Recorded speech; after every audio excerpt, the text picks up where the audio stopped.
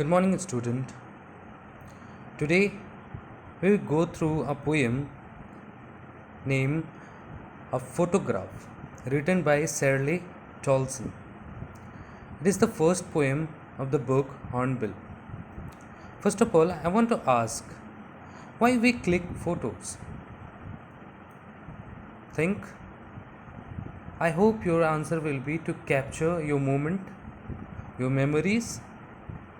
Here, here Shirley Tolson. Here you can see a photograph which I have made over here. It's a three girl who were in front of a beach, in front of a sea, who were holding their hands to each other, and they were standing and taking a photo. Here the photograph actually deals with this same photograph that Shirley Tolson wrote about her mother. Her mother, who is in the mid in this photograph, she is on the mid, standing with by the side of her cousins,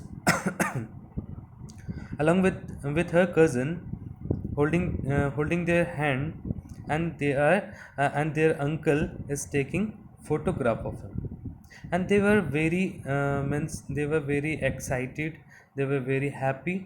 And while seeing this photograph, her mother, who become now becomes she become an old woman, while seeing the photograph she was overwhelmed while seeing this photograph of her younger days.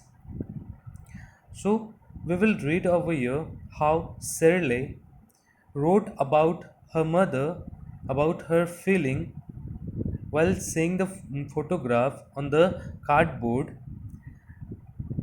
and we will we will know the feeling, the sense of that pensive mood, how she feel like. We will go through the go through the stanzas and we will deal with the things. Here you can see the very first line: the cupboard show me how it was when the two girl cousin went paddling. देखिए यहाँ पे क्या कहा जा रहा है, the cardboard show me, cardboard show me. वो cardboard क्या दिखाता है? वो फोटोग्राफ। वो फोटोग्राफ किसकी? उसकी मम्मी की। Shows me how it was when two girls cousin went pedalling. दो कजन्स के साथ उसकी जो माँ होती है वेंट पेडलिंग। पेडलिंग मीन्स क्या होता है? To walk. वो लोग वॉक पे निकलते हैं। Each one holding one of my mother's hand. और वो दोनों ही क्या करती हैं? वो दोनों ही मेरे मम्मी के हाथों को पकड़ी हुई होती है ना। ये उनकी मम्मी होती है जो सबसे बड़ी होती है, और ये दोनों उनके कज़न होते हैं, और वो तीनों जो है एक दूसरे को हाथ को पकड़े हुए होते हैं, holding tightly.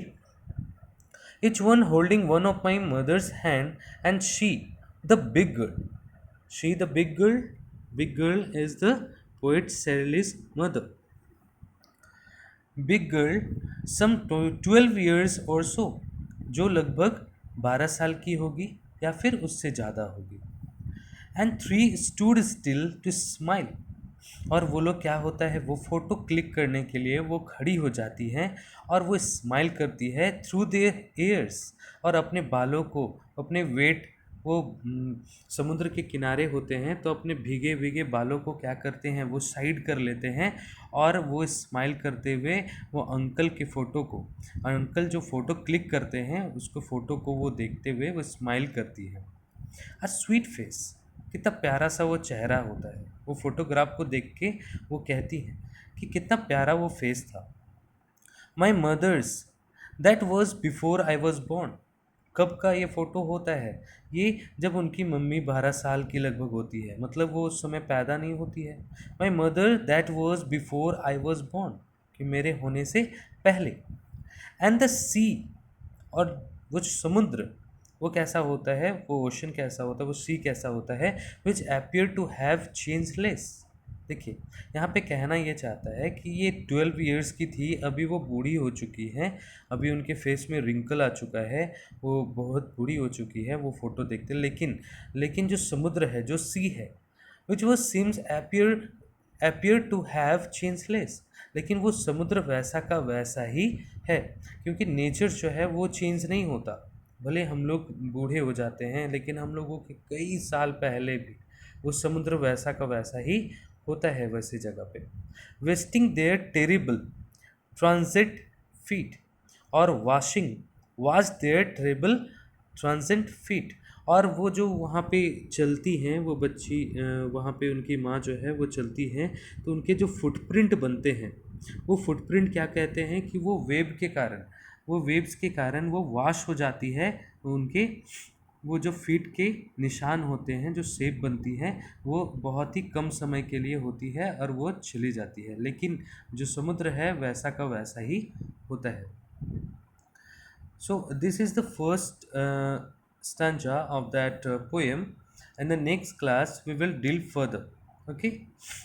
So I hope that you have understood. Thank you, class.